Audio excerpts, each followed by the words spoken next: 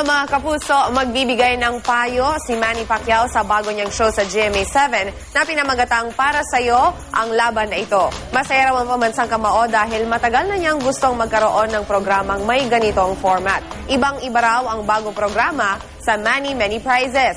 Ang mga payong ibabahagi niya sa mga panauhin ang ihuhugutin daw ni Pacman mula sa mga personal na karanasan niya. Makakasama niya sa programa si Jean Garcia. Hindi lang tayo nagbibigay ng tulong at siyempre nagbibigay tayo ng advice at sinishare natin yung word of wisdom na magbigay ng pag-asa sa ating mga kababayan. At malalaman nila yung buhay ko, buhay namin, ng family ko, kung anong pinagdaanan ko bago ako nakarating dito sa kinalalagyan ko.